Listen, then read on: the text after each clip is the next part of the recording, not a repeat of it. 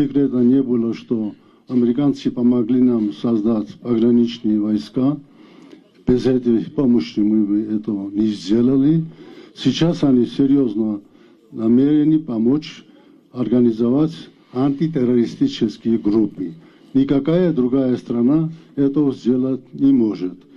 Что касается той шумихи, о котором было здесь сказано, я думаю, здесь многое преувеличено. Приехало всего 3-4 человека.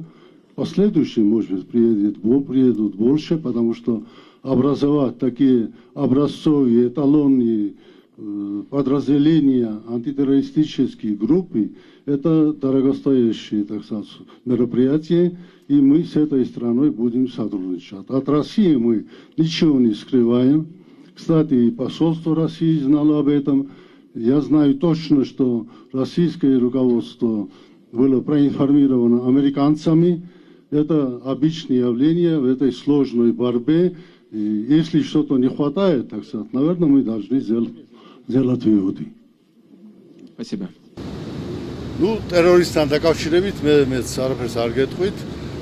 მან სხვაშორის მე პრესასთან შეხვედრას თქვა, რომ ჩვენ ამერიკელებს სადაო ტერორიზმთან დაკავშირებით არაფერი. ავღანეთში ერთად მუშაობთ და ასევე საერთოდ საერთაშორისო ტერორიზმის წინააღმდეგ ერთად მუშაობთ. მეორე საკითხი, რომელიც უბრალოდ მე პირველად დავაყენე, რადგანაც მე მქონდა პირველი როგორც სტუმარს სიტყვის უფლება, ეს გახდათ აფხაზეთი როგორც წინა შეხვედრაზე. აფხაზეთის საკითხი, აფხაზური პრობლემა ძალიან დეტალებში განვიხილეთ. მან დაადასტურა კიდევ ერთხელ თქვა, მინდა დაგარწმუნოთ იმაში, რომ ჩვენ საქართველოს ტერიტორიული მთლიანობის მომხრე ვართ და ყველაფერს გავაკეთებთ ამისათვის. ჩემი პასუხი ასეთი იყო ამასთან დაკავშირებით. მოვუთხარი, რომ ჩვენი ურთიერთობების გასაღები დევს აფხაზეთში. გადაწყდება აფხაზეთის საკითხი, თქვენ შეგიძლიათ მნიშვნელოვანი, ძალიან მნიშვნელოვანი როლი შეასრულოთ.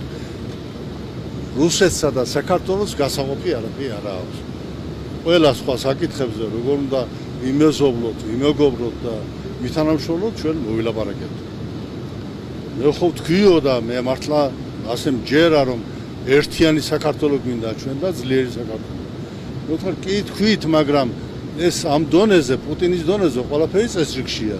დაბლა მე მიდის სხვა ინფორმაცია, რომ აფხაზები თქვათ დაიჯერებენ, არ დაიჯერებენ, რომ აფხაზები თითქოს დაშინებული არიან იმით, რომ ამერიკელები შემოდიან და ეხლა რაღაც